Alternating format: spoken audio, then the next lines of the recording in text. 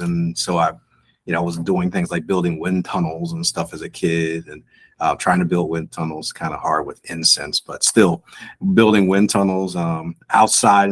Luckily, the part of Philadelphia that we lived in was very outdoorsy, so you get to go outside, put your hands in the dirt, explore things, learn about the bugs and the types of rocks and things like that.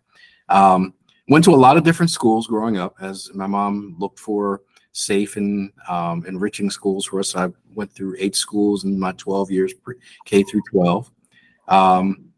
And we moved around a lot as she rose in her profession and her income. We moved to better and better places.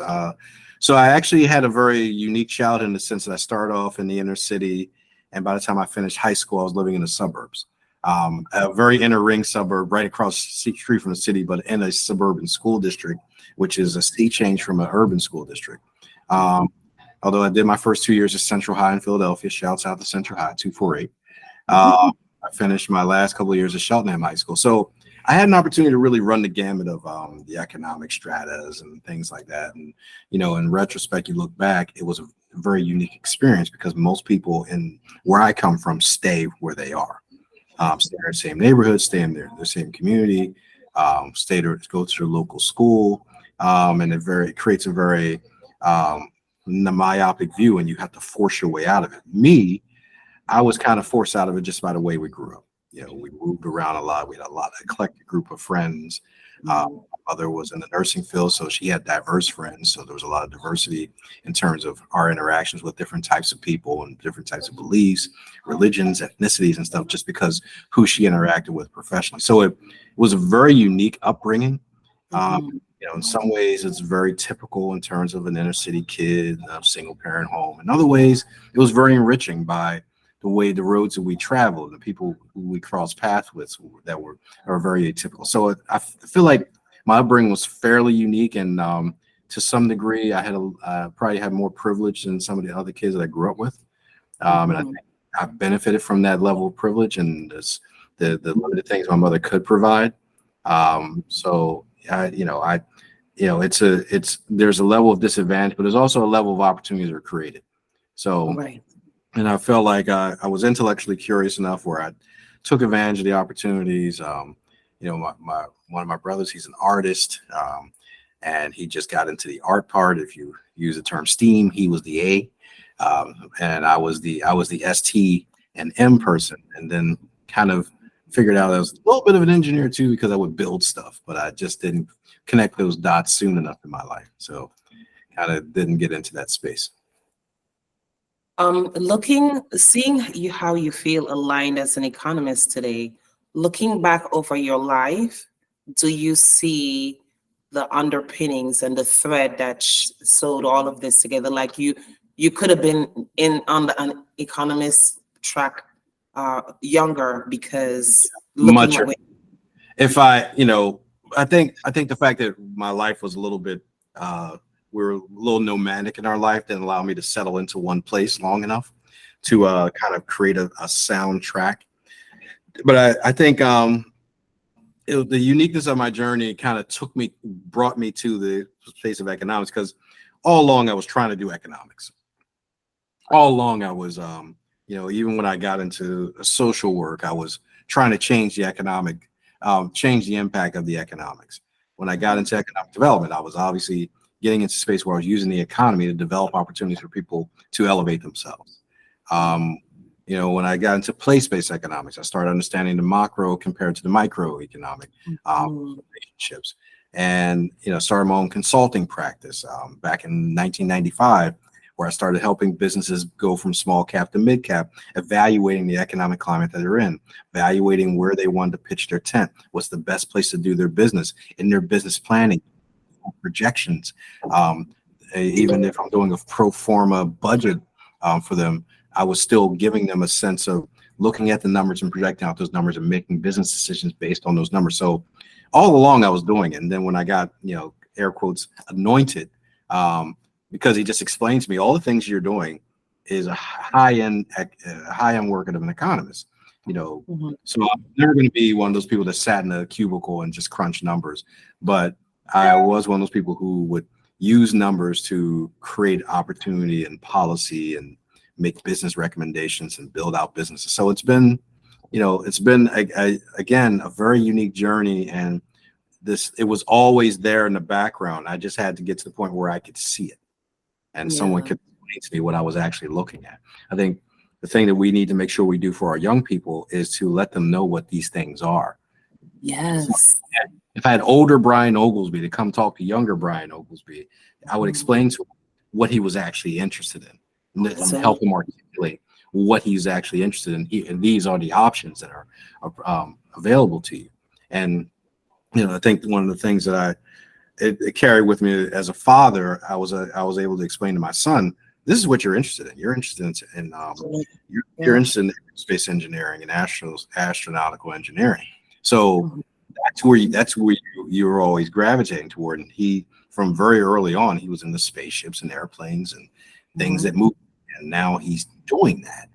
And I think a lot of it has to do with if you have mentors and people who can explain to you what you're thinking and what you're observing and what your interest is and the possibilities of your interest. And the options that you can create with that interest, it makes it all more clear. I would have been doing this 20 years ago, maybe 30 years ago, if I had known. In terms of it being the dream job now, like I said, I wanted to be either an astrophysicist or center fielder for the Phillies. Couldn't hit a curveball, and I just wasn't settled enough to get into that space. Getting the high-end math and all that stuff. So. Yeah, what you're describing that you were able to do for your son, and it's something that I feel is complex in what I'm trying to do, is I created a program that helps underrepresented families find that. But because that is not the narrative that's being pushed, there's so many questions like, how can you tell? But like you're saying, you can look at the interests. I developed an assessment that can help you figure out what is a child's interest and how does it align to STEM. But it's such a novel concept to us. Well, one, you have to expose your children to things so they know what's out there. I was giving my son physics books when he was very small, and put a lot of things in his face and just let him just focus on what he gravitated toward. Maybe because of my influence, and I still read these types of books, and maybe saw me reading the book. I think kids observe what their parents do and what their parents' interests are, and they kind of cater their interests, but sometimes they latch onto something that's totally alien to their parents. So as a parent, and a mentor, you have to kind of inhabit what the kid is into and figure out what's that. If you don't know anything about it, find somebody that does and have a conversation with them. And to your point, if there's a way you can assess this, you assess it to some degree. And what I try to avoid is, making as STEM is so broad. There's so many possibilities that I try to put the blinders on a kid. Let the kid taste all the food. Let the kid see what's out there. Let the kid have their own interest. And then once they start expressing interest or gravitate towards something, help them dive into that interest. Give them resources to dive into interest. And I guarantee you, my son is a rare bird because he locked in on something and stayed there. I'll guarantee you, if most kids are going to be more like me, very eclectic in their interests and changing interests over time. And you allow those interests to change because they're hunting. We're experimenters. We're testing the waters all the time and trying to find a place where we find intellectual traction and curiosity, where we're going to move in that direction. And we have to kind of facilitate that and then assess along the way. So in STEM, there is a huge minority for Blacks. Have you ever experienced imposter syndrome because everybody in the room doesn't look like you? As the lonely piece of pepper in the salt shaker, a lot of my career, I would say that maybe occasionally I would have imposter syndrome, but I was endowed with a ton of confidence. And I thank my mother for that, because my mother was always would acknowledge when I did good things and always gave me and my sister things. And I think it's important that we have people who fill our children up, because I think the tendency is we have this bad tendency where we try to humble our kids. You stay humble, stay humble, stay humble.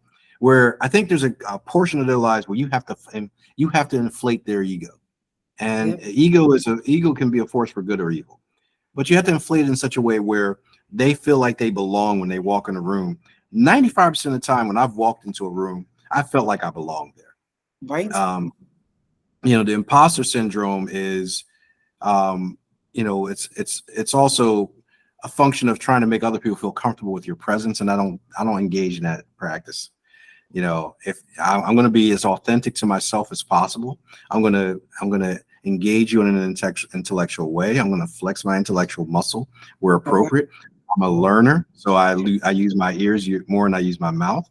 And I think my greatest quality as someone who walks into a room is I ask questions.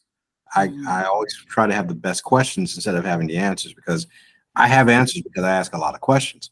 But in terms of the imposter syndrome, you're going to do that when you walk into it. You're going to feel like that when you walk into new situations where you're unproven. But it has to be buttressed by confidence in what you've learned and what you know and what you're capable of learning. So I rarely feel imposter syndrome because I just try to come in with a supreme level of confidence. Always knowing that what I know is infinitesimal in comparison to what I don't know. And I'm always pursuing what I don't know. But I walk in there saying, I'm in this room for a reason. Okay. I call it the credibility of the dais. I'm in front of this room speaking at this dais, and people don't know how whether I'm awful or not until I open my mouth. And even then, they probably won't understand half of what I'm saying, and they don't know whether I'm right or wrong. Some people, there may be one or two, you know what, he got that wrong. And no one's going to call you on it. But for the most part, you're in front of that room, act like you're in that room. You're in that room, you belong in that room, act like you're supposed to be in the room. Right now. Be authentically you. You don't have to prove anything to anyone. So no, the imposter syndrome doesn't occur with me very often. Gotcha. What does STEM mean to you? I believe it is a pathway to being a global asset. It allows you to walk into doors anywhere. Getting back to math, 2 + 2 = 4 everywhere. Yeah. No matter the language. It's a universal language. And I know on the internet sometimes people forget what PEMDAS is, but because they throw these problems up and they argue over what the answer is because they forget what PEMDAS is. But overall, math is math. We can turn it into, we can use it as a weapon in terms of creating statistics and studying variables and coming up with narratives that we want. But overall, math is math. Science and technology, scientific method is a universal method. Technology is being utilized across the world. We're having this conversation in 2 different places where 5 years ago we would have had to be in the same office. Right. Or rent out some boardroom space and say, set up a camera and say, okay, action. Now we do. You can hit a record button and play this across the world. So the technology carries us around the world. The engineering allows us to bridge borders. I flew across the Europe last week. I was on a high-speed train doing 185 miles per hour across Europe, and I got from Paris to Brussels in an hour and a half, whereas decades ago it would have taken hours to get there. So the engineering is there to build out our infrastructures, to build out our connectivity, to build out our supply chains, to build out our cities, roads, highways, electrical infrastructure, and secure those infrastructure. The math allows us to take a satellite and adjust it for relativity to make sure it's on time in terms of its signaling. We've proven the theory of relativity by calibrating our satellites to take to change the time dilation. So all these things are integrated. And STEM is the pathway to getting into all of these spaces, into any society. Most societies have a STEM, a foundational basis in STEM, and it allows us to be a global asset when we get into it. Now, that's not dismissing of other ancillary jobs outside of STEM, because somebody has to prepare the meal, somebody has to sweep the floors, somebody has to make sure the highways are pothole free. Someone and every one of these roles are served in connection with STEM to make things go. And STEM being the foundational piece of it, but it's something that dovetails into so many more important roles. Somebody has to flip the burgers. I take a burger flipper's job seriously because that's something that I put into my mouth for sustenance. It's more important than the economic forecast that I'm putting together. So even with the flipping the burgers, there's a heating element. There's There's a way of processing the food that's very scientific to Mm. make sure that food that burger flipper is flipping to put into your mouth is safe. So it permeates almost everything that we do, and it's very important that we dance in those spaces because it's a key to economic freedom. It's a key to being a part of a global marketplace. It's a key to understanding the world in ways we normally wouldn't understand it if we just look at it in a very myopic way. I love it. Well, thank you so much for being a guest today. Bye, everybody. Bye. I'm going to put my email address one more time. Great. There you go. High tech. All Thank right. you. Yay, STEM. See you later.